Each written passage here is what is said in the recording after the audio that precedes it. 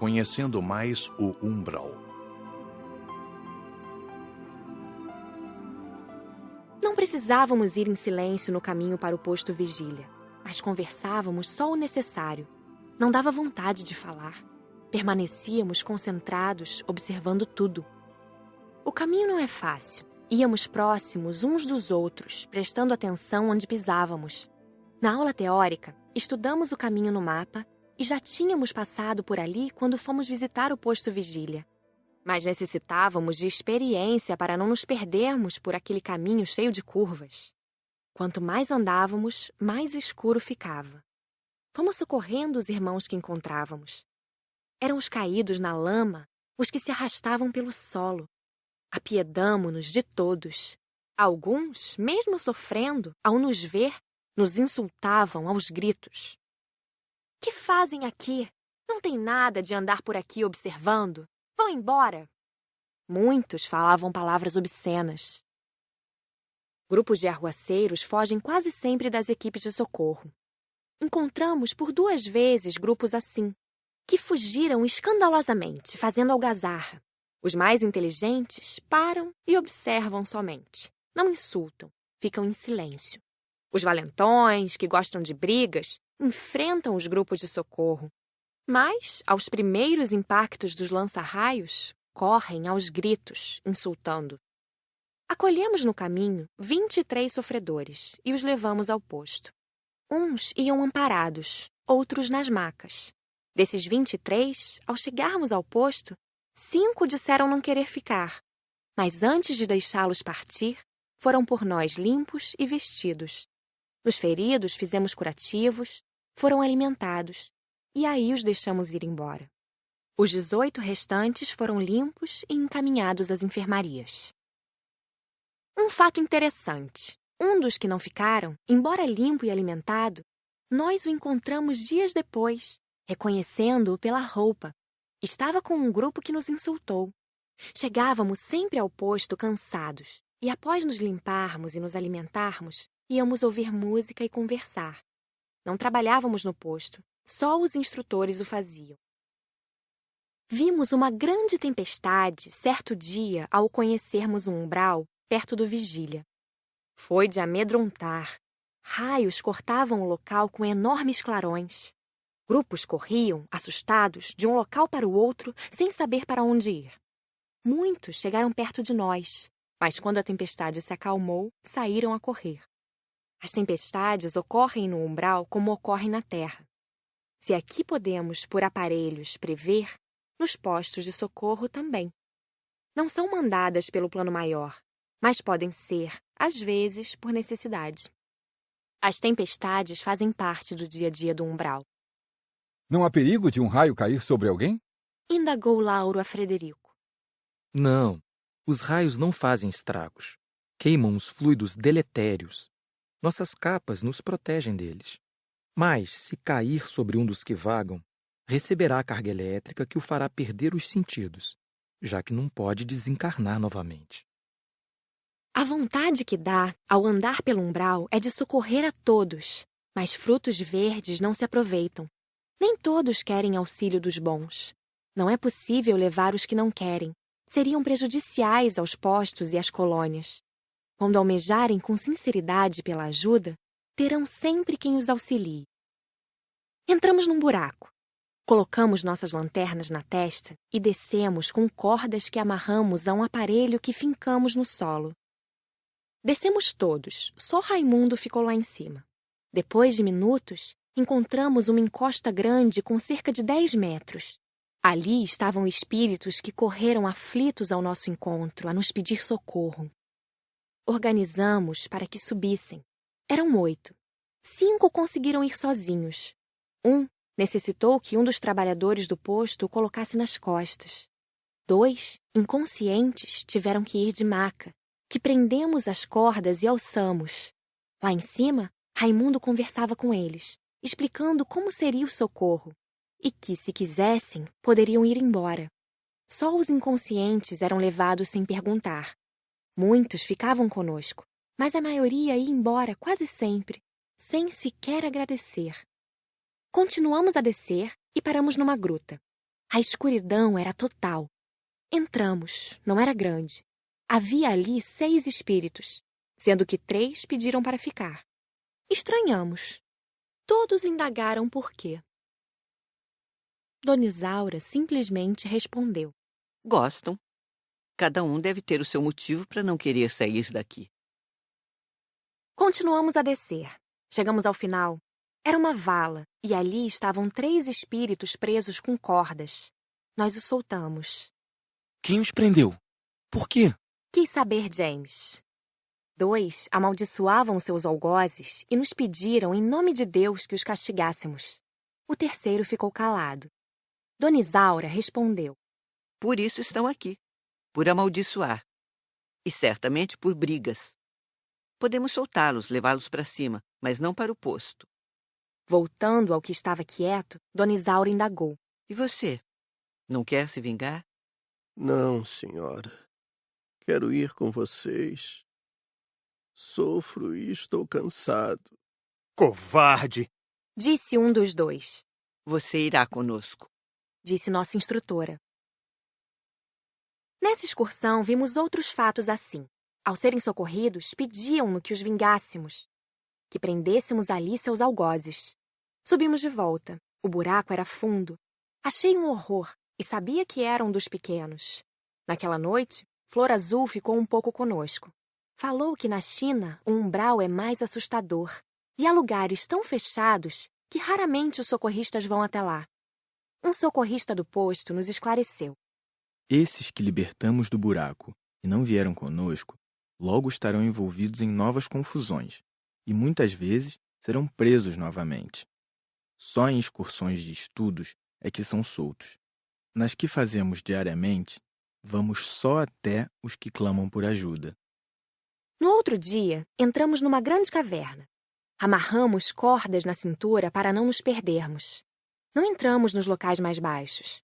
Trouxemos para fora muitos espíritos, mas socorremos poucos.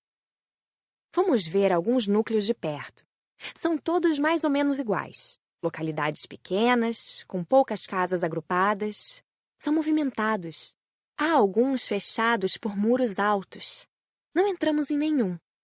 Nesse dia, Arthur veio fazer-nos companhia. Arthur é o companheiro desencarnado do trabalho de meu pai. Gosto muito dele. Alegre, risonho, cumprimentou-nos sorrindo e disse que ia nos acompanhar pela excursão no umbral. Alegramo-nos. Num local cheio de pedras, ouvimos barulho de um grande bando se aproximando. Reunimo-nos em círculo. Flor Azul ficou ao meu lado e cada instrutor também perto. Um grupo grande, de uns 300 moradores do umbral, parou à nossa frente. Aquietaram-se e um deles falou. É aí que está a filha do feiticeiro José Carlos? Já ouvira espíritos se referirem assim, com desprezo ao meu pai, chamando-o de feiticeiro. Arthur adiantou-se dando alguns passos e parou diante deles. Cruzou os braços no peito e respondeu. Está. Por quê? De sua mente saíram fachos de luz que os atingiram em cheio. Por segundos ficaram recebendo os raios de luz. Depois, assustados, debandaram em gritos. Arthur voltou ao nosso grupo tranquilo. Continuamos? Todos estávamos curiosos e o rodeamos perguntando. O que aconteceu? Muitos perguntaram de uma só vez. Soubemos que iriam atacá-los e vim para ajudá-los. Respondeu Arthur tranquilo como sempre. Queriam a Patrícia?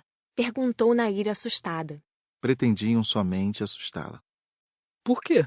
Indagou Ivo. O pai de Patrícia é um orientador espírita e incomoda os ociosos, os que por determinado tempo preferem o caminho do erro. Pensaram que poderiam assustar a filha, porém esqueceram que os encarnados que trabalham no bem têm os desencarnados bons a ajudá-los. Eles voltarão? Luísa perguntou. Não creio, mas continuarei com vocês até o final do estudo do umbral. Você se assustou, Patrícia? Indagou Zé. Não, senti-me tranquila como sempre, disse, olhando para a Flor Azul. Como não confiar, tendo a companhia dos 3 instrutores, de Flor Azul e Arthur? De fato, Arthur nos presenteou com sua presença nas excursões que fizemos a umbral. Só não ficava no posto. Estava sempre calado e conversava quando interrogado, sendo agradável com todos. Arthur é simples. Ninguém adivinha do que é capaz. Por isso, o admiramos e lhe ficamos gratos. Os samaritanos saíram conosco. Eles conhecem o umbral melhor do que seus moradores. É agradável sair com eles. Levaram-nos ao pântano número 2, assim chamado por ser uma região de muita lama. O lugar é de difícil acesso. Tem que se descer muito e há muitos abismos. Fomos descendo e socorrendo irmãos necessitados, mas somente alguns deles iriam para o posto. A maioria apenas seria tirada dali. O lugar é feio, muita lama, pouca vegetação, escuro e fétido. Para voltar já era tarde, logo seria noite. Frederico, Dona Isaura e Raimundo uniram-se em pensamento e fizeram uma passarela de luz. É linda, maravilhosa. É uma estrada inclinada de luz amarelada. Fomos andando sobre ela. Estranho e fenomenal. É como andar no solo. Depois de andar por horas em solo acidentado, era agradável caminhar pela passarela. Os 3 instrutores iam na frente e formando a passarela a 2 metros na frente deles. Íamos atrás com os socorridos, e à medida que passávamos, a passarela ia sumindo. Tínhamos que ajudar a sustentá-la com pensamentos bons. Fomos cantando. Logo estávamos em solo firme e perto do posto vigília. De longe, a passarela, embora amarelo clara, parecia um arco-íris. No dia seguinte, Raimundo pediu permissão ao chefe da cidade do Umbral para entrarmos e vê-la. O governador, assim é chamado, deu permissão, mas avisou que seríamos vigiados. Naturalmente, vimos somente algumas partes. Não conhecemos as prisões, os lugares de tortura e nem entramos nas casas dos moradores. Visitamos o salão de festa, todo roxo e amarelo forte, com desenhos em preto. Nas paredes há desenhos de dragões, figuras satânicas, parecidas com as que os encarnados desenham, do diabo. Enfeitam também o local algumas cortinas amarelas e vermelhas em tom forte. Não há flores nem plantas. Havia pelo local algumas cadeiras. Depois fomos à sala de audiência. É de dar medo. Toda preta, com enfeites dourados e prateados. Tinha muitas cadeiras, todas pretas e em ordem. Não estava nada sujo. Também fomos à biblioteca.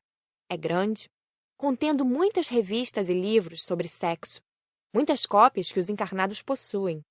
Não são bagunçados. Estão em estantes e há até quem cuide dos livros e revistas. Fiquei o tempo todo perto de Arthur, que pouco conversou. Éramos visitas e nos foi recomendado evitar comentários. Andamos pelas ruas. Na ocasião, estavam razoavelmente limpas. As ruas são curvas e de pedras. Já era hora de irmos embora. Raimundo agradeceu a acolhida. Não teve resposta, pois julgam-se importantes. Ao sairmos, 2 guardas vieram nos olhar, para ver se não levávamos ninguém da cidade. Não socorremos ninguém, nem vimos ninguém para socorrer. Podemos olhar só os moradores, que fizeram de tudo para nos mostrar o quanto eram felizes. Mas não são, pois sua alegria é falsa. Ninguém é tão feliz, no termo certo, longe, distante do Pai, de Deus. Raimundo nos explicou que nem sempre são permitidas essas visitas e que, sem autorização, nenhuma excursão entra na cidade. E que os escravos e torturados ficam escondidos nessas oportunidades. Entretanto, quando os socorristas querem, entram sem ser notados e socorrem aqueles que estão a clamar auxílio. Agradecemos aos samaritanos, a Arthur e ao pessoal do posto vigília. Despedimo-nos alegres. A excursão terminava. Partimos para o abrigo e dele para a colônia. Na colônia, recebemos 8 horas livres. Fui ver vovó e os amigos. É tão bom revê-los. Depois, tivemos a aula de conclusão. Não se tinha muito o que perguntar. Somente James perguntou a Raimundo. Por que muitos que sofrem ficam pelos vales e buracos e não nas cidades deles? Porque nas cidades não querem os que sofrem, os perturbados nem os inconscientes, porque não servem para nada. Ficamos todos consternados em ver o umbral. Mas agora sabíamos andar por ele, ir a um socorro. Fizemos no final da aula uma prece pelos que vivem lá e agradecemos por não estarmos nele. Felizes os que tudo fazem, esforçam-se por vibrar no bem. Felizes os que, ao desencarnar, têm por merecimento um lugar de bem-aventurança. Felizes os que seguem os ensinamentos de Jesus, os que aprendem, encarnados, o que é desencarnar e mudam interiormente para melhor. Esses não terão um umbral por moradia.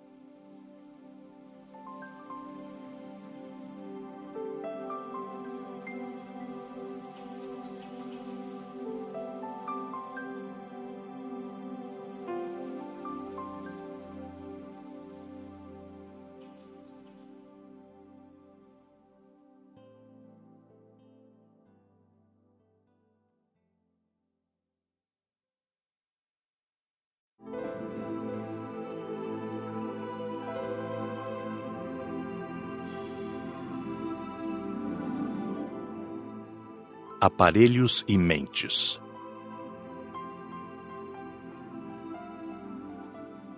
Tivemos aula teórica sobre aparelhos usados no plano espiritual. Infelizmente, não posso descrevê-los com detalhes por 2 motivos. Primeiro, não tenho meios de transmitir, e para a médium, desconhecendo, torna-se difícil. Segundo, não tive autorização do plano superior para descrevê-los com minudência, porque esse relato, sendo público, poderá ser lido também por maus. No plano espiritual, há muitos aparelhos, todos lindos e úteis. Já conhecíamos todos. Muitos deles usamos nas excursões e na vida diária na colônia. Nenhum polui nem ocasiona acidentes. Acidentes não acontecem por aqui. Começo narrando os maravilhosos aeróbos, aparelhos de locomoção, uma mistura de ônibus e avião, para curtas e longas distâncias, para pequenos grupos ou muitas pessoas. As telas usadas em muitos centros espíritas pelos desencarnados trabalhadores para que os indivíduos vejam acontecimentos, principalmente do passado, são leves, simples e muito práticas. Há o removedor de ar, aparelho usado para coletar fluidos, sejam os bons para armazenar ou os ruins para limpar o ambiente. Lembra um pouco um aspirador terreno. É leve e prático. Existem os aparelhos usados principalmente nos postos de socorro, para deixar o ambiente com temperatura agradável. São instalados numa parte do prédio. Há os aparelhos de vigia e os que medem as vibrações. Também existem os aparelhos de defesa e os lança-raios, que parecem um lança-bolas. São leves e há os que são pequenos, de 8 centímetros. Existem ainda os aparelhos parecidos com a televisão e os vídeos. Esses aparelhos foram descritos no livro Violetas na Janela.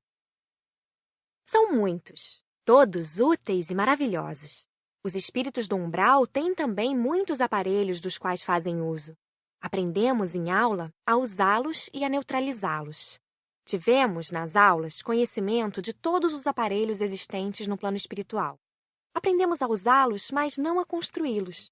Existem oficinas nas colônias para tais procedimentos. Só tivemos a parte teórica, em que manuseamos vários aparelhos. Também não houve aula de conclusão, porque as dúvidas foram tiradas durante a aula teórica. Conversamos muito trocando ideias. Narrei aos colegas um fato do meu conhecimento. O centro espírita que frequentei quando encarnada recebeu por certo período a ajuda de um grupo de espíritos sediados no local chamado Colina. São todos orientais. Flor Azul faz parte desse grupo. Todos esses espíritos são encantadores, assim como Flor Azul.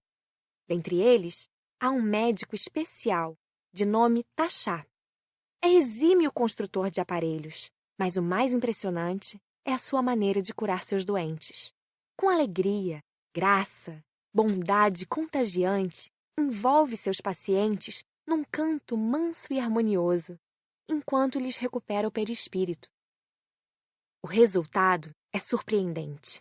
Depois que desencarnei, indaguei a Maurício, amigo médico que trabalhou com essa equipe, o porquê de ele ter tanta facilidade e rapidez para curar.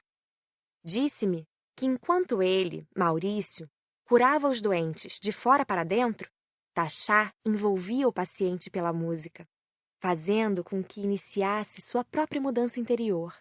ajudando-se. Enquanto nós, dizia Maurício, com a nossa maneira fazemos tudo sozinhos, ele faz o próprio doente recuperar-se. Daí sua habilidade. Em seguida, tivemos uma aula sobre a influência da mente. Sabemos bem que se pode influenciar e que podemos ser influenciados tanto para o bem como para o mal. Mentes perversas podem prejudicar outras, desencarnados a desencarnados, desencarnados a encarnados e encarnados a encarnados. Vocês devem, sempre que possível, influenciar, tentar transmitir aos outros pensamentos bons, de alegria, paz e amor. Disse Frederico. A mente tem muita força. Mentes treinadas fazem muito. Vimos em filmes várias formas de usar a mente, para o bem e para o mal. Com a mente pode-se criar, plasmar objetos. Tentamos plasmar algo. Foi uma alegria. Certamente necessita-se de muito estudo, treino e domínio da mente para fazer isso. Ajudados pelos 3 instrutores, conseguimos plasmar 3 rosas, que logo desapareceram. 2 foram cor-de-rosa e a terceira, metade vermelha, metade amarela. Rimos muito. Flor Azul, convidado a participar da aula e a nos dar demonstração, sorriu e não se fez de rogado. Tranquilo, sentou-se cruzando as pernas como os iogues. Mentalizou por minutos e uma caixinha marrom surgiu. Uma espécie de porta-joias. O que será que tem dentro? Marcela perguntou. Podemos abri-la? Indagou Nair, curiosa. Com autorização de Flor Azul, abrimos. Dentro havia uma placa parecida com madeira, com os dizeres nela gravados. A sabedoria é a fonte da prudência. Aplaudimos e ele ficou encabulado. Lindo! Dissemos entusiasmados. Soubemos o tanto que se pode fazer com a mente e que todos somos capazes. Basta estudar e querer. Ao dar um passe, o passista está influenciando quem o recebe? Indagou James a Raimundo. De certa forma, sim. Influenciando para o bem. Passes significam transfusões de energia. São doações. E para isso, quem dá passes tem que ter para doar. Nos centros espíritas ou com pessoas boas que benzem ou com quem dá passes, há sempre desencarnados bons que ajudam nessas doações. Passes são úteis? Indagou Glória. Sim, e muito. Para pessoas enfermas, são muito úteis. Para pessoas obsidiadas, de grande ajuda. Para os médiuns que não trabalham com sua mediunidade, é como tomar comprimido para dor de cabeça. Corta-se por determinado tempo o efeito, mas não se elimina a causa. O passe deve ser encarado como um remédio poderoso. E como todos os remédios, não deve ter abusos. Não é certo acostumar-se com passes e tornar-se um papa-passes e tomá-los por tomar. Já escutei sobre os passes que, se bem não fizerem, mal não fazem. Disse Rosália. É errado. Só fazem bem. Não devemos menosprezar algo assim tão útil e tão sério que exige tanto do passista. Passe é algo maravilhoso. Tanto que os espíritas conscientes fazem cursos, estudam para praticar tal evento. E deveria ser mais valorizado. Aprendemos a dar passes antes de visitar o Hospital da Colônia. E isso na primeira aula. É simples, mas necessitamos estar bem conscientes de que estamos transmitindo o que temos. Nós, desencarnados, podemos dar passes encarnados, que não vão receber como o de um médium, porque não temos fluidos materiais, mas sempre são de grande ajuda. Aprendemos a fluidificar a água. Em centros espíritas, para os frequentadores, em geral, ela é só energizada. Os encarnados sempre devem deixar água limpa para isso. Sempre que se encontram impurezas, devem ser neutralizadas. Existe a água separada para certas pessoas onde são colocados os remédios de que necessitam. Sempre quem faz isso é a equipe médica. Mas como normalmente muitos necessitam de ajuda, aprendemos para ser úteis. Essas aulas, embora curtas, foram de grande proveito.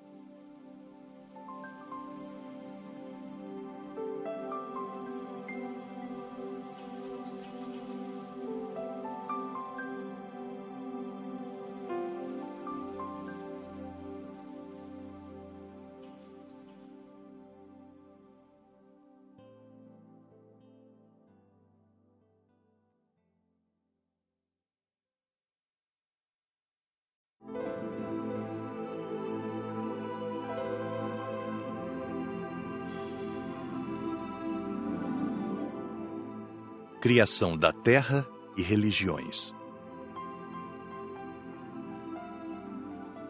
Vimos em filmes na aula teórica a criação da Terra em suas diversas épocas.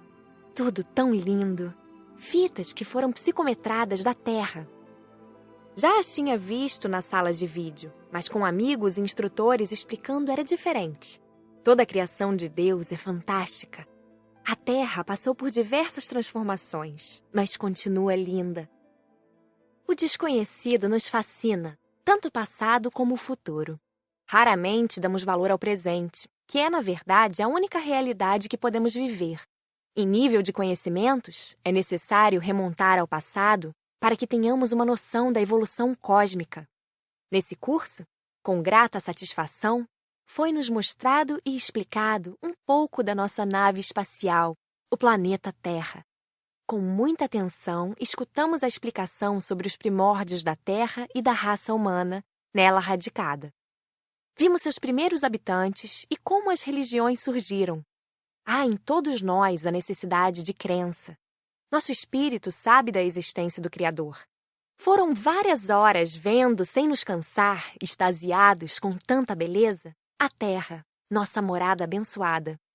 Esse estudo é de tal forma envolvente que era nosso desejo não sair da sala de aula enquanto houvesse algum fato a ser conhecido. Vimos as religiões do passado, a idolatria dos deuses da natureza, como o Sol e a Lua, o surgimento dos deuses de barro e metal, as guerras, as atrocidades em nome das religiões que se denominavam donas da verdade. Muitas crueldades aconteceram tendo como pano de fundo a religião. Depois, estudamos de forma geral as religiões atuais, só para termos uma ideia de como creem, agem e quais são seus objetivos. Todas as religiões são boas se seguidas interiormente. No entanto, devemos ter cuidado com algumas que levam ao fanatismo. Religiões são setas no caminho, mas cabe a nós caminhar. As religiões cristãs são muitas. Têm base nos ensinos de Jesus, que são interpretados de várias formas. Mas são poucas as que tentam seguir a essência dos seus ensinamentos, ficando restritas a atos exteriores. As que facilitam a caminhada evolutiva são as que ensinam raciocinando, fazendo entender para crer. Entre essas está o Espiritismo, que ensina o porquê de Deus ser justo, através das leis da reencarnação e da lei de causa e efeito. E também esclarece o que acontece quando se desencarna. A aula foi tão bem explicada que não houve necessidade de perguntas. Iniciaríamos a parte prática e estávamos duplamente contentes, porque iríamos, por 24 horas, excursionar por 2 outros países, a Índia e o Vaticano. Viemos à terra de Aeróbus. Fomos visitar diversos templos da nossa religião e ver seus cultos. A oração sincera é ouvida em qualquer culto. Há pessoas boas e de fé em todas as religiões. Gostamos de ver, de ouvir orações. Pessoas que oram com sinceridade são rodeadas de fluidos agradáveis. Ouvimos seus ensinamentos e nos sentimos bem em seus templos. Como são bons os ensinos religiosos! Em muitos templos fomos recebidos por desencarnados. Muitos, ao desencarnarem, ficam em templos a trabalhar. Outros, infelizmente, desconhecem seu estado, mas não fazem mal aos outros. Esses foram os que tentamos ajudar, mas não estávamos ali para isso, e sim para entender os diversos credos. Como há pessoas boas dentro das religiões, há também as más. Há as que usam a crença para serem desonestas. Muitas pessoas más fazem erros em nome de Deus, de Jesus, mas ainda bem que fatos bons se sobressaem aos ruins. Todas as religiões ensinam a amar a Deus, fazer o bem e evitar o mal. Fomos a vários cultos de diversas religiões e sempre nos receberam bem. Respeitamos todos. Ficamos quietos prestando atenção. Visitamos os umbandistas. A Umbanda é às vezes incompreendida. A maioria faz o bem, mas infelizmente há os que se dizem umbandistas e não seguem o nível da maioria. Seus rituais são bonitos, com cantos de muita significação. Raimundo os cumprimentou com carinho. É conhecido, está sempre trazendo alunos para conhecê-los. Pediu licença e gentilmente fomos conduzidos a uma ala para visitantes. Ficamos só observando. Muitos socorros foram realizados. Todos os desencarnados que lá trabalham vestem-se de branco, salvo alguns. Eles têm muita paciência com os encarnados e tudo fazem para ajudar. Respeitamos muito a Umbanda e o seu trabalho. Fomos ver o candomblé. Os seguidores desencarnados nos trataram muito bem. Deram até um presente a Raimundo, que agradeceu sorrindo. É uma cópia de um livro deles. Seus rituais são diferentes. Observamos tudo calados. Não gostam de intromissões, nem cabia a nós, visitantes, dar palpites. Suas vestes têm significado, seus colares, enfim, tudo o que usam. Os desencarnados têm colônias próprias, cidades no umbral, onde há hospitais, escolas, boas bibliotecas e se ajudam mutuamente. São várias colônias pelo Brasil. São raras essas separações após a desencarnação. Aqui, vimos o candomblé socorrer só os seus seguidores e alguns dos seus admiradores. Os seguidores do candomblé não aceitam as orientações das colônias existentes. Por isso, foram feitos núcleos próprios. No futuro, haverá união, com o crescimento espiritual de todos. Existe a Quimbanda. Ela não dá permissão para ver seus rituais. São grupos de encarnados que se unem a desencarnados que por algum tempo seguem outros caminhos. Esses grupos de encarnados assim agem quase sempre para facilitar suas vidas. Mas essa ajuda é ilusória. Trocam favores entre si e cometem muitos erros. Vimos de longe encarnados e desencarnados fazendo trabalhos de macumba, de feitiço. Notamos entidades trevosas, moradores das cidades do umbral, virem receber as oferendas. Sabemos que o mal existe, tem força, mas o bem tem muito mais. Vimos também oferendas de agradecimentos, e dessas reuniões podemos nos aproximar. São quase como promessas. Pedem, recebem e fazem as doações. Outras são somente agrados pelo muito que recebem. Fomos a tão esperada visita ao exterior. Primeiro, à Índia, terra dos misticismos. É a primeira vez que eu vou ao exterior, exclamou Glória contente. Eu também, respondi. Não fomos ver o plano espiritual, e sim o material. Seus templos são encantadores. Soubemos que Gandhi está no espaço espiritual da Índia, trabalhando por seu querido país. Em curto espaço de tempo, deu para ver poucas coisas. Os indianos são quase sempre muito religiosos. Suas religiões, diferentes das cristãs, são motivo de muitas controvérsias. Os lugares sagrados têm uma energia muito forte e são guardados por inúmeros desencarnados. Visitamos alguns assim. E num templo lindíssimo, estava escrito em indiano no plano espiritual que nos foi traduzido. Deus, que está em toda parte, aqui se faz presente pela demonstração de amor. Achamos tudo muito bonito.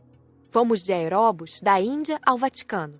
Ao chegarmos lá, uma equipe desencarnada analisou nossa autorização de visita e só depois nos permitiu a entrada. Fazem isso porque o Vaticano é alvo de incontáveis ataques, explicou Dona Isaura.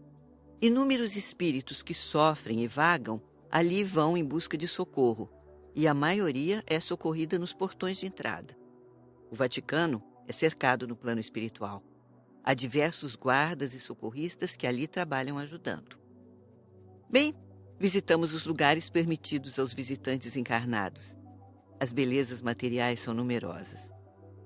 O catolicismo herdou bastante das religiões pagãs.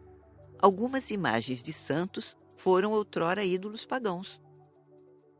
Em lugares de fé, oração, os fluidos são agradáveis. Tivemos conhecimento de que mudanças em breve ocorrerão no catolicismo. Vimos um grande número de socorristas trabalhando, atendendo ou anotando pedidos dos encarnados num trabalho incessante. Vários deles foram religiosos encarnados. Pena que essas excursões foram curtas, só dando para visitar a parte material. Mas foram inesquecíveis. Achei tudo lindo.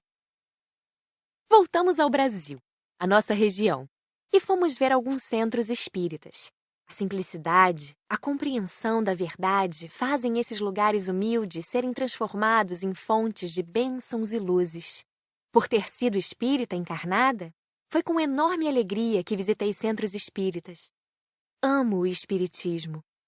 Nos centros que visitamos, fomos bem recebidos. Todos conheciam Raimundo e Dona Isaura, que foram abraçados com carinho. Lá poderíamos indagar à vontade. Meus companheiros fizeram inúmeras perguntas. Eu só olhava tudo com amor. Foram excursões agradabilíssimas.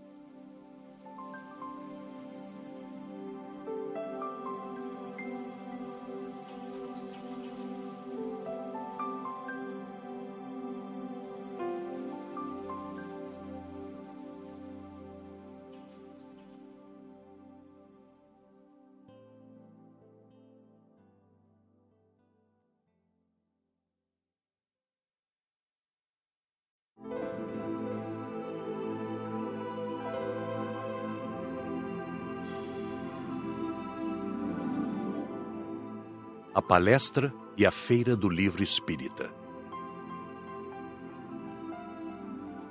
Alegrei-me imensamente quando fomos ao centro espírita em que meu pai trabalha.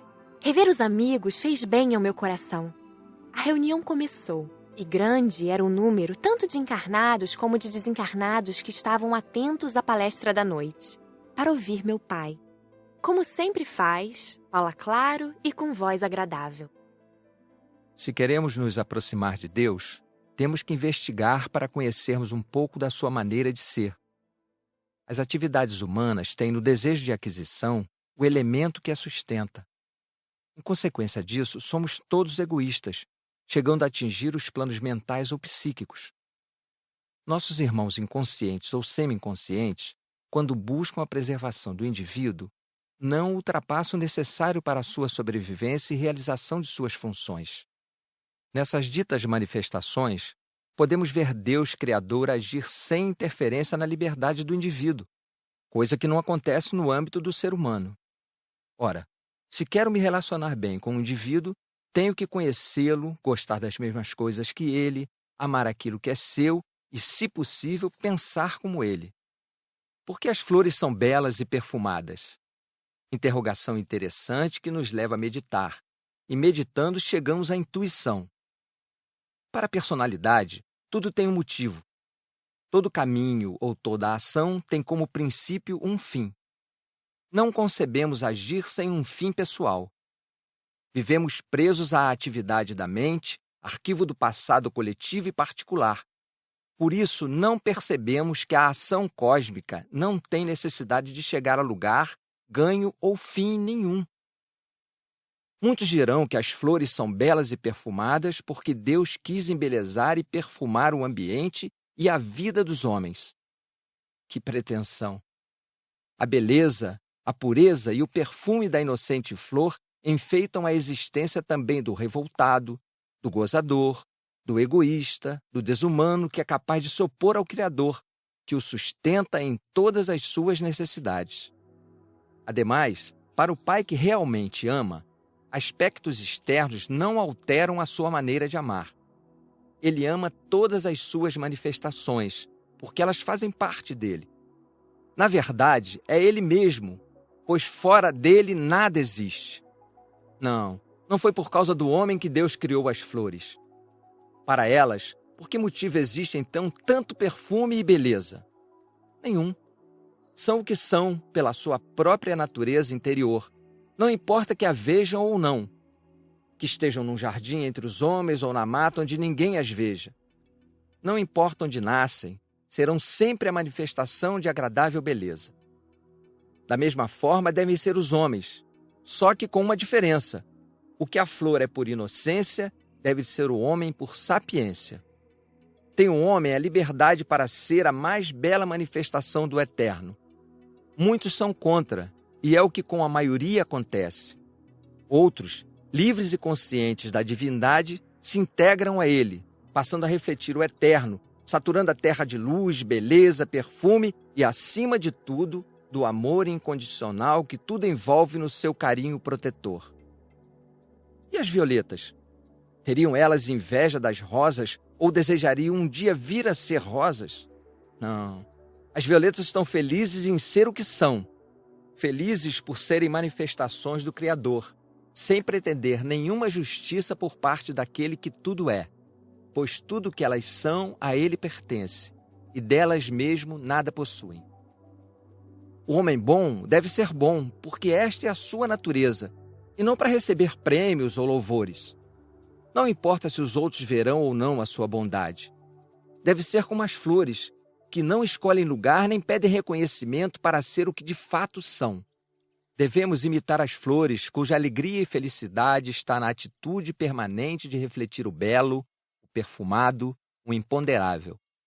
O nosso paraíso não está no além, nem no aquém. Está dentro de nós mesmos. Que bonita palestra! Exclamou Ivo. Deve se orgulhar do seu pai, hein, Patrícia? Disse sorrindo James. Somente sorri. Sim, sentia-me feliz e encabulada com os elogios dos companheiros à bonita palestra de meu pai. No final, uma chuva fina de fluidos salutares encheu o ambiente, saturando-nos de energias. Chorei de emoção. Amo meus pais, e vê-los estudando, trabalhando no bem, alegra-me muito. Saber que estão em comunhão com o Pai é felicidade para mim. A reunião acabou com grande proveito.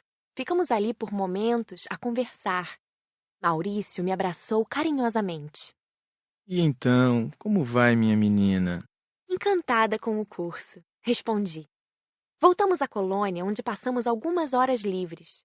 Aproveitei para escrever o que ouvi, o que aprendi no curso e para ler um pouquinho.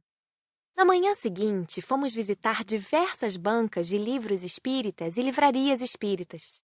Que gostoso! Estar entre livros bons é sempre prazeroso. As bancas e livrarias espíritas são guardadas 24 horas por dia, explicou Raimundo. Quando o livro espírita começou a se sobressair, a educar e a ensinar, as trevas começaram a atacar. Assim, tivemos que nos defender. O trabalhador ou trabalhadores não só exercem a função de vigia, mas orientam pela intuição vendedores e compradores, limpam o ambiente. Se receber um ataque de uma falange de um grupo grande, o que o trabalhador faz? Indagou Lauro. Quase sempre esses ataques são previstos, e equipes que trabalham em centros espíritas vêm para cá. Se não foi possível saber antes, ao ser cercado, o trabalhador aciona um alarme e, em segundos, recebe ajuda. Eles são os anjos dos livros, disse Zé bem-humorado. Dali, fomos visitar uma feira do livro espírita. Se encarnados trabalham para organizá-las, o trabalho dos desencarnados não é pouco.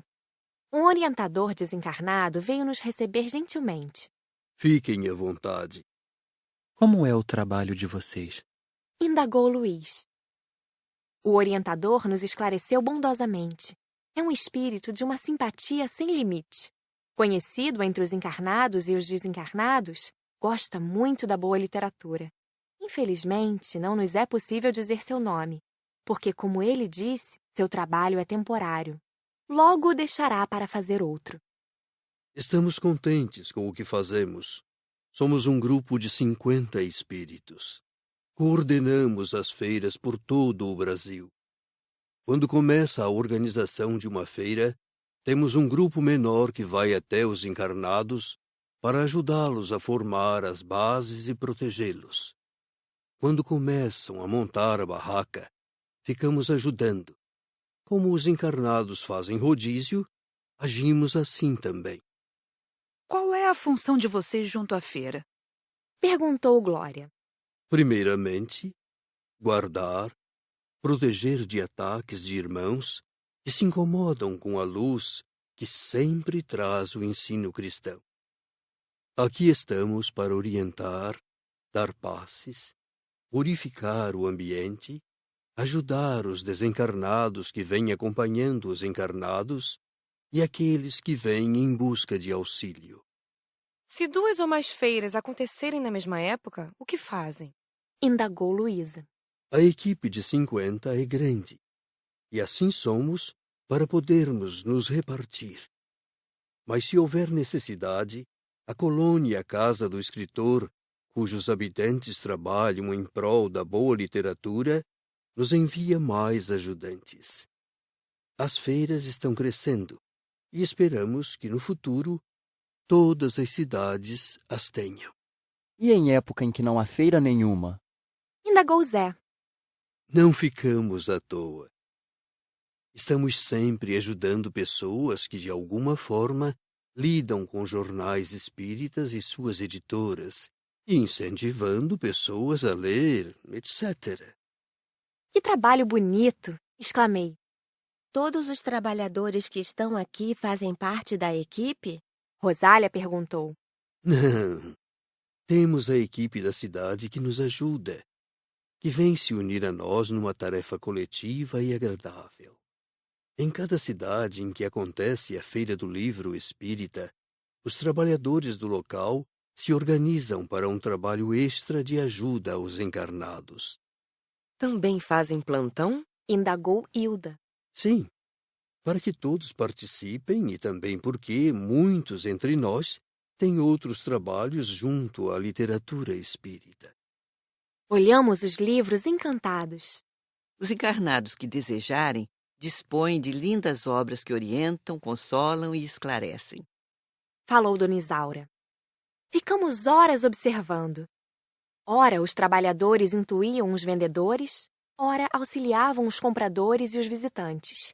Muitos desencarnados lá iam, ora acompanhando o encarnado, ora curiosos. Como o plantonista encarnado se dirige ao visitante, o trabalhador se dirige educadamente ao desencarnado. E um diálogo acontece. Quase sempre, o desencarnado é levado para um socorro ou para um centro espírita da cidade para orientação. Vista de longe, a feira é um ponto luminoso para onde os sofredores vão em busca de auxílio. Já tivemos uma forma estranha de ataque, disse-nos um trabalhador. Os moradores do umbral reuniram um grande grupo de espíritos que por lá vagavam, sofriam, e os trouxeram até nós, esperando que bagunçassem o local. Mas, ao ver a luz que emite a feira, caíram de joelhos a clamar socorro. O orientador lhes dirigiu a palavra, explicando-lhes sua situação de desencarnados e carentes de ajuda, e orou com eles. Foram todos socorridos sem problemas. Desde então, não fizeram mais esse tipo de afronta. Vimos um grupo pequeno de irmãos do umbral observando a feira de longe. Que farão se eles se aproximarem? Indagou Cida, o orientador. Vamos conversar com eles. Sempre recebemos bem qualquer visitante. Se nos atacarem, os lança-raios funcionarão.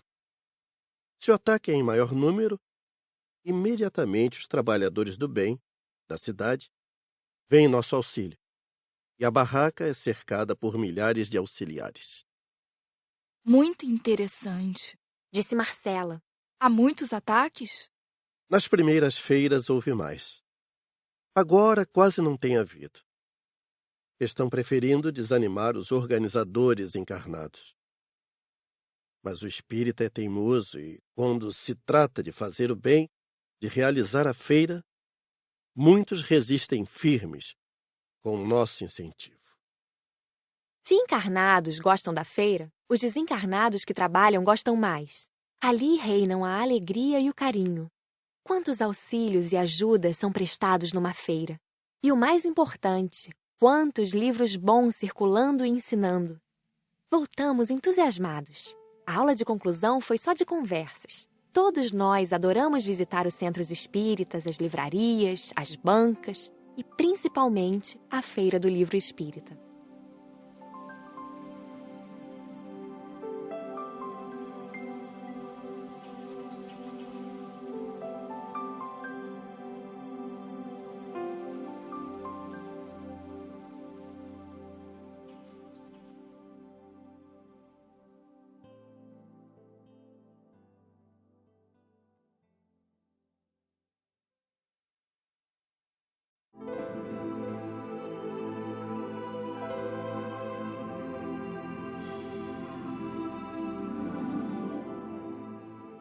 Vícios.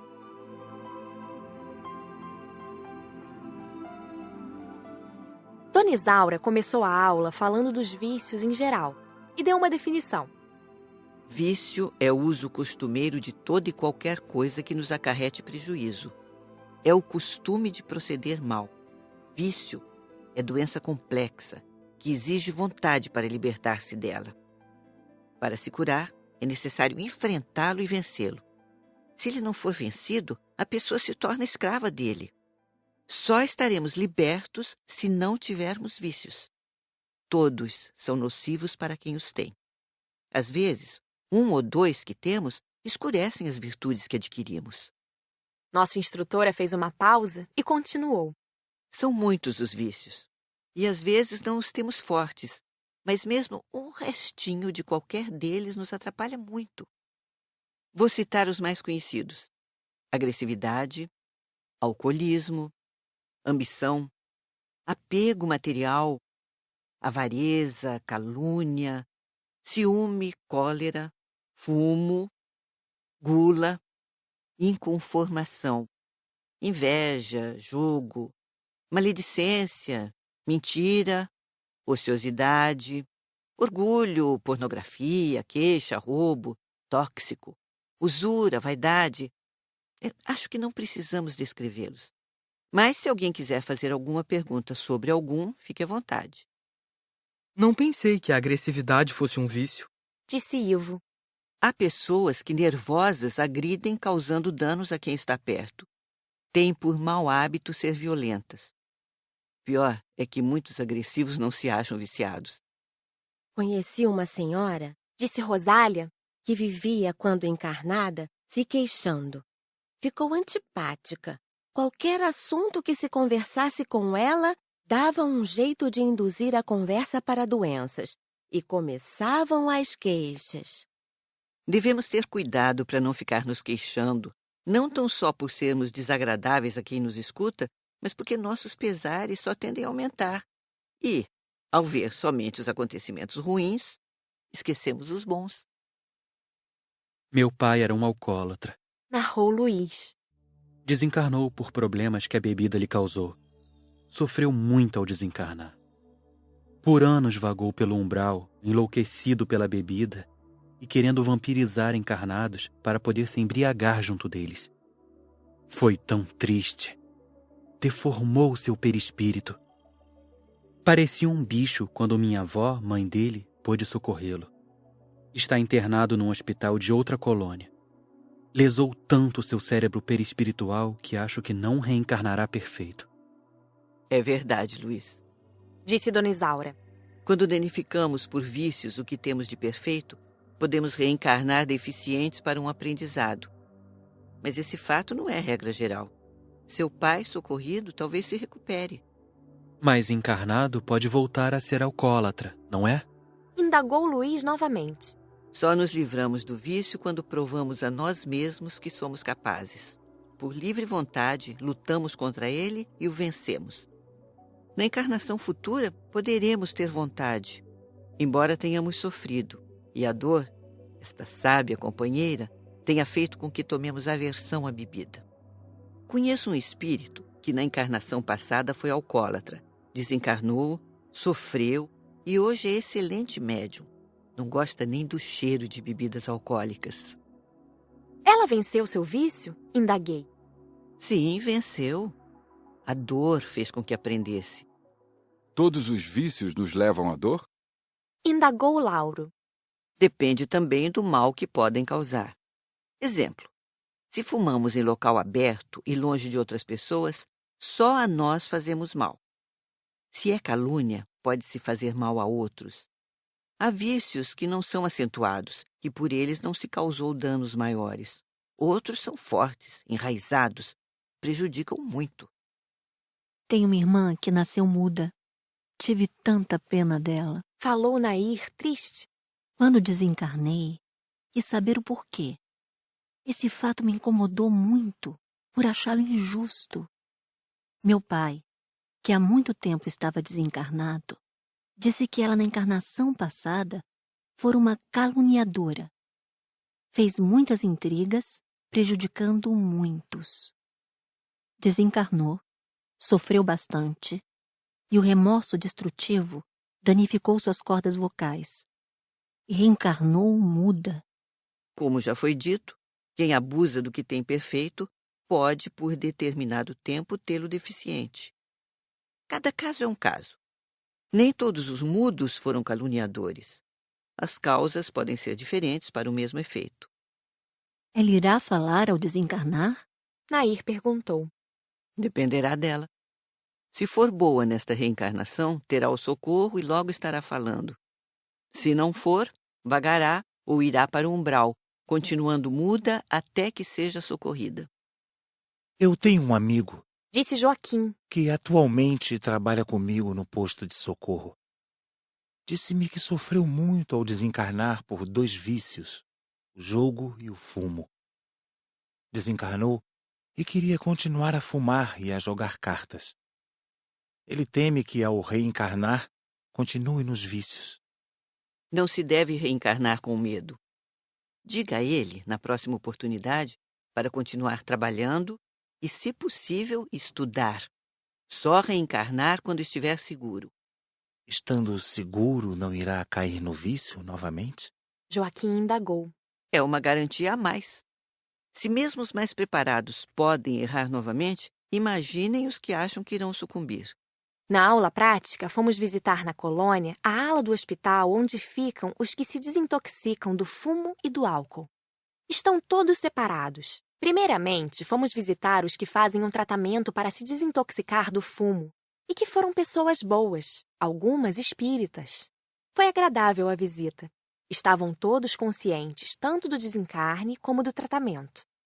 Vimos que todos se mostravam um tanto envergonhados por não terem se livrado do vício quando encarnados. Aqui ficam por pouco tempo, disse Frederico. A segunda enfermaria era de alcoólatras. Infelizmente, o álcool danifica muito mais o perispírito. Conversamos com alguns deles e os animamos. Uma senhora me disse: Estou envergonhada de ter descido tanto por um vício. Encarnada, abandonei meus pais, marido e filhos. Não me liguei a afetos, a ninguém. Desencarnei e sofri. Até que, cansada, lembrei-me de Deus e por muito tempo clamei por ajuda. Ainda não estou bem, não. Eu tenho vontade de beber. Chorou. Apiedei-me.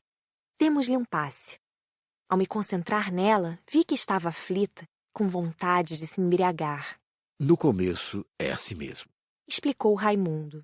mas logo se sentirá melhor. A colônia lhe proporcionará objetivos sadios e nada como um objetivo bom, sério, para ajudar a esquecer e a anular um vício. A enfermaria onde estão os recém-socorridos que foram viciados no álcool é de causar tristeza. Estavam todos marcados de tal forma que os perispíritos se mostravam deformados. Oramos e demos passes. A maioria estava alheia, com olhares abobalhados. Os viciados em tóxicos estão em ala separada no hospital. É fechada e não podem sair sem permissão. No jardim, que faz parte dessa ala, ficam os que estão para receber alta. Reunimo-nos a eles. Já estavam com o perispírito reconstituído, e então conversamos. Queriam saber como são as outras dependências da colônia em que estudávamos. Não gostam de falar de si nem de tóxicos. Esse fato lhes traz recordações ruins. Depois fomos ver os das enfermarias. Não é agradável olhá-los. Muitos jovens ali estavam, deformados, uns com aspectos de animais, na maioria dementes. Uns nem falavam, uivavam. É difícil dialogar com os que estão nesse estado. Eles não entendem. Frederico, Indagou Glória. todos se recuperam? Infelizmente não. Muitos desses irmãos não sustentaram somente o vício do tóxico. Foram também agressivos, maledicentes, preguiçosos. Cometeram muitos erros. O vício e o remorso destrutivos danificaram de tal forma o perispírito que não podemos recuperá-los desencarnados. Só um corpo novo, na matéria, os ajudará. Como deficientes físicos? Indagou Glória espantada. Sim, eles mesmos se danificaram. A reencarnação será uma bênção que irá curá-los.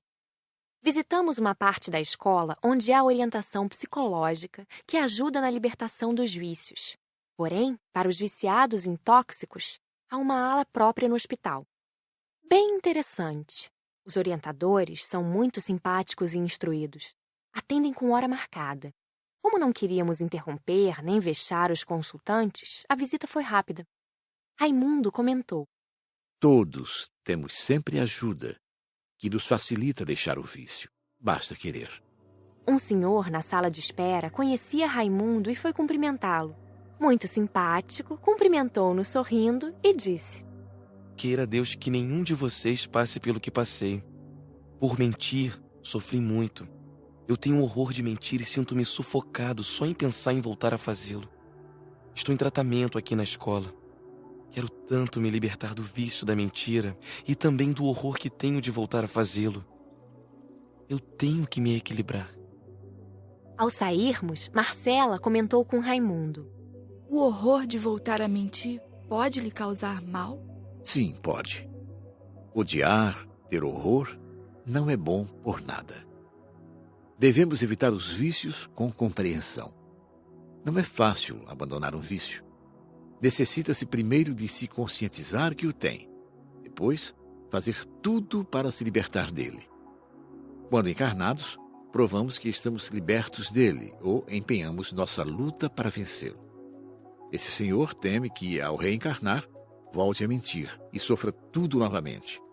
Mas, com a orientação que tem recebido, terá grande chance de compreender e aprender. Quem aprende e põe em prática, supera o vício. Não viemos ver viciados encarnados. Seria mais fácil ver os que não têm vícios, pois são tão poucos. Vícios, ainda, infelizmente, fazem parte da vida dos terráqueos. Voltamos à sala de aula para assistir aos filmes sobre tóxicos. Conhecemos as plantas que os contêm, como se refina.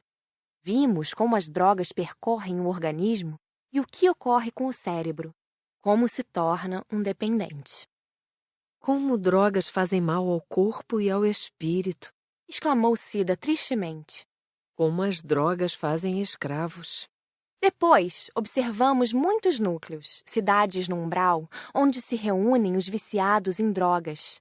Esses núcleos normalmente não são muito enfeitados, mas bem fechados. Não se entra ou sai dali com facilidade. Os filmes foram feitos por socorristas que, disfarçados, entraram e filmaram tudo. São cercados por altos e fortes muros. Seus prédios têm poucas janelas e quase todas com grades. O terrível são os porões onde estão as prisões. Nesses núcleos, há os chefes que quase sempre não são viciados em tóxicos. Lá existem muitos guardas e também estudiosos no assunto. Há laboratórios onde se realizam pesquisas, salões de festas e palestras. Há um local que denominam escola, onde se aprende a vampirizar, a obsediar, a vingar-se, a intuir os encarnados invigilantes a usar drogas. Os núcleos têm sempre biblioteca, onde, além da péssima literatura, são encontrados muitos livros e revistas sobre tóxicos. Esses núcleos têm como finalidade incentivar e exercitar os vícios do fumo, de bebidas e também os abusos da sexualidade. Tudo é sujo e de causar repulsa. No Brasil, há agrupamentos assim, de diversos tamanhos. Os maiores são os do espaço espiritual da cidade do Rio de Janeiro e de São Paulo. Entendi o porquê de as drogas deformarem tanto. Um drogado não liga para nada. Vai decaindo cada vez mais. Vimos muitos núcleos e fiquei com muita pena. Aqui estão Marcelo e Fábio, 2 ex-drogados, ex-moradores do Vale das Bonecas. Vieram responder a algumas indagações e conversar conosco. Surpresa agradável. Os 2 eram jovens, alegres e simpáticos. Fábio foi logo dizendo: Eu era assim antes de me viciar. Depois virei um farrapo humano. Desencarnei de tanto drogar-me. Vivi no vale por um bom tempo. Mas minha família, muito católica, orava com fé por mim. A oração vinha me iluminar, dando lances de clareza. Aí me dava vontade de mudar. Um dia, ao vampirizar um jovem, fomos, a turma e eu, cercados por um grupo de estudantes como vocês. Pedi socorro. Eles me levaram para o hospital. Fui internado e tratado por longo tempo. Agora estou servindo a comunidade que me abrigou. O que sentia quando estava no vale? Glória indagou. Eu só pensava em me drogar. Desencarnado, sentia mais falta da droga. Fazia tudo o que mandavam para ter a droga. Você ficou muito deformado? Ivo quis saber. Sim. Um dia, ao estar num quarto com o encarnado para juntos usufruirmos da cocaína, olhei no espelho e me assustei. Pouco me lembrava de mim sadio. Marcelo, e com você, o que se deu? Como caiu no vício? Rosália perguntou. Eu era um tanto vadio, ocioso, e me enturmei com outros viciados. Droguei-me 2 anos e meio somente. Desencarnei por uma overdose. Fui levado para o vale. Achei terrível e no começo me drogava, mas pouco, apenas para enfrentar a barra que é lá. Depois eu não quis mais e tentei fugir. Fui pego e torturado. Foi horrível. Eu sofri muito. Certo dia, alguns socorristas disfarçados entraram lá. Fazem isso periodicamente. E me libertaram. Como queria me livrar do vício. O tratamento foi rápido e logo sarei. Que mais sentiu em tudo isso? Perguntou Marcela. Foi a dor que causei a meus pais. O tóxico é um vício terrível e as consequências muito tristes. Por horas, os dois ficaram conversando conosco. Depois, visitamos o posto de socorro da região, onde são socorridos, e lá ficam nos primeiros dias os viciados em tóxico. Chama-se Posto de Apoio. Muitos trabalhadores moram lá. Não é grande, porém tem cercados e grandes lança-raios. Esse posto é muito atacado. Está localizado no umbral. Fomos de aeróbus. Seu pátio é bonito, florido. Possui flores azuis parecidas com hortênsias e são delicadas. Possui muitos bancos, onde os trabalhadores descansam. Tem uma sala de palestras, refeitório, moradia dos trabalhadores e as enfermarias, espaçosas e muito limpas. Os abrigados são separados conforme o estado de cada um. Não ficam lá muitos abrigados, já que depois de algum tempo são transportados para a colônia. Tendo vagas, recebem socorridos de outros locais. Os recém-socorridos viciados são separados dependendo de sua situação. Os leitos para os inquietos, agitados, são cobertos por lençóis magnéticos que prendem o doente ao leito, sem privá-lo de movimentos. Ajudamos os trabalhadores a limpá-los e a alimentá-los. Muitos nem falavam, uivavam como animais. Para socorrer os intoxicados, necessita-se sempre de muitos trabalhadores. Por isso, na colônia, estão sempre incentivando a cooperação de todos.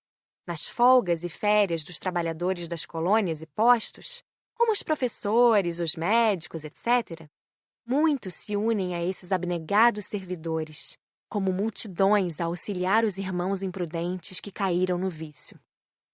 A ajuda não é fácil, porque quase sempre o viciado não quer abandonar o vício. Nós mesmos fomos com bastante vontade de ajudar, trabalhamos muito e conseguimos poucos resultados, mas esse pouco nos deixou alegres. Na aula de conclusão, não tivemos muito a perguntar. Matéria fácil de entender, mas tão difícil de realizar. São poucos os libertos, muitos tentando libertar-se e grande parte escravos dos vícios.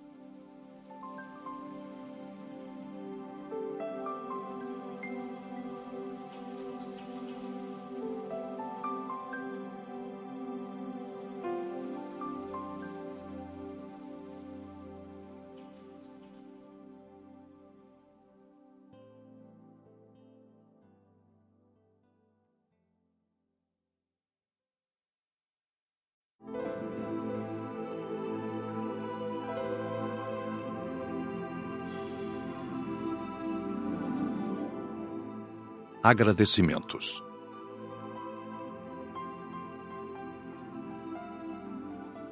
O dia amanheceu lindo, como todos os dias na colônia. Ia acontecer nossa última aula. Realizado estava nosso curso. Fiquei pensativa. Em minha tela mental apareceram, como num filme, os acontecimentos com que convivemos. Uma emoção carinhosa brotou em minha alma. Amava todos e naquele instante senti que não era uma afeição igual para todos. Mentalizei um de cada vez e vi jubilosa que Deus, ao nos criar, não fez cópias, mas nos deu a capacidade de amar indistintamente, vendo realçar em cada um os seus valores especiais. Em um, amava em especial sua espontaneidade, em outro, a capacidade de abnegação, em outro, a simplicidade, noutro, a bondade e em muitos, a inteligência. Assim, as qualidades natas de cada um resplandeciam aos meus olhos. Pareceu-me que o amor, olhando dessa forma, se multiplicava dentro de mim, muito embora não houvesse como medi-lo. Ao me lembrar dos professores, senti um respeito profundo. De que forma poderia demonstrar minha gratidão por tudo que me fizeram, por todos os conhecimentos de que foram portadores e nos transmitiram? Agradecimentos? Não. Era muito pouco pelo tanto que nos fizeram. Não havia pagamento para esse tipo de bem adquirido. O mínimo que poderia fazer era tê-los como exemplo. Daqui para frente, todos os meus pensamentos e atitudes seriam baseados nas virtudes que eles demonstraram durante o período em que estivemos juntos. Meu coração transbordava de amor e afeição. Estava feliz. Não a felicidade que na matéria procuramos como sinônimo de poder, facilidades e ociosidade. A felicidade que sentia tinha como fruto o desejo ardente de trabalhar, servir, amar intensamente todas as manifestações de meu Deus, pois Ele é tudo para mim. E eu o via em todos os meus amigos, irmãos e instrutores. Começaram as despedidas. Senti profundamente. Alguns do nosso grupo mudariam de trabalho, entusiasmados com outras formas de servir. Todos os pedidos de mudança foram aceitos, deixando-nos contentes. Somente Lauro, Laís e eu continuaríamos a estudar. Só que iríamos nos separar também.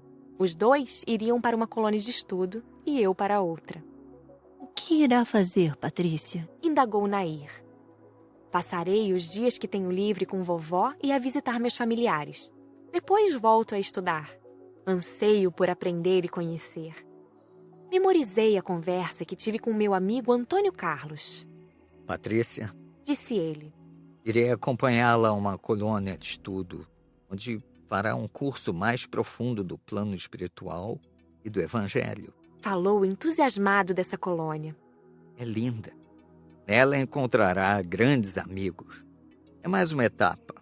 Depois quero levá-la à casa do escritor, local onde estudará, aprenderá a ser uma literata para ditar aos irmãos encarnados tudo o que vê e aprende.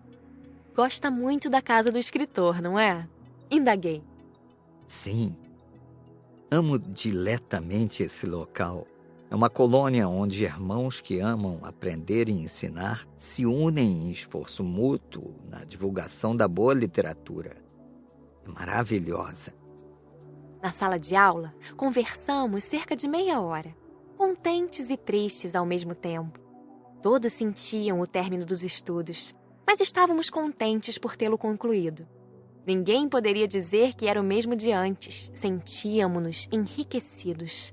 Dona Isaura e Raimundo logo iriam receber outra turma.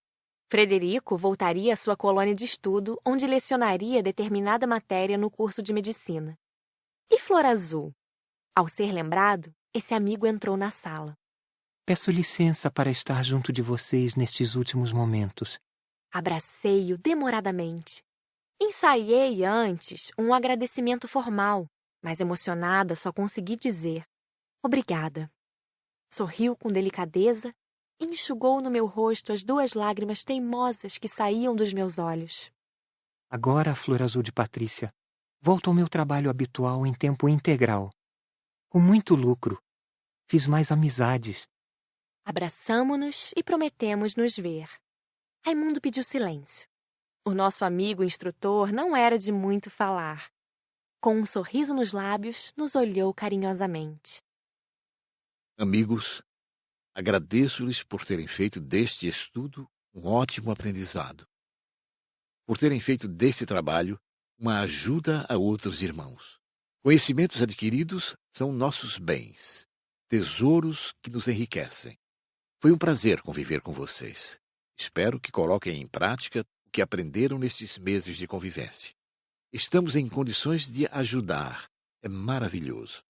Agora, vamos unir nossos pensamentos em agradecimentos ao Pai, a quem devemos tudo. O agradecimento deve ser dentro de cada um. Calou-se por um instante, deixando que nosso agradecimento fosse particularizado. Pai, agradeço por tudo, pensei, por tudo mesmo. Sou tão feliz, tenho recebido tanto. Ajude-me a ser sempre digna de continuar recebendo. Raimundo, com voz emocionada, orou o Pai Nosso. Em seguida, demos vivas com alegria. Feliz por ter encerrado mais uma etapa, outro curso dos muitos que ansiava fazer.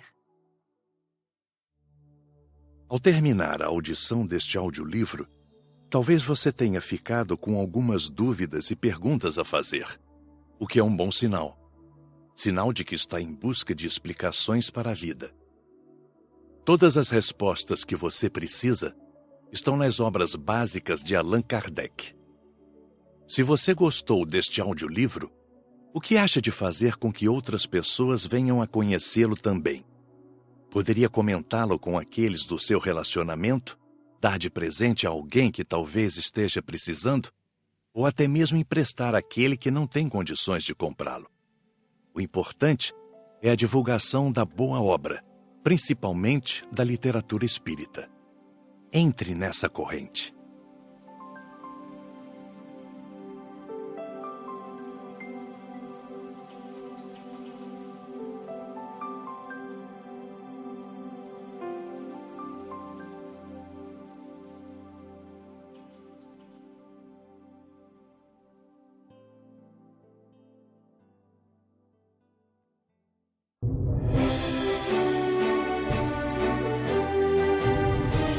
Você acabou de ouvir um audiolivro da editora Plugme.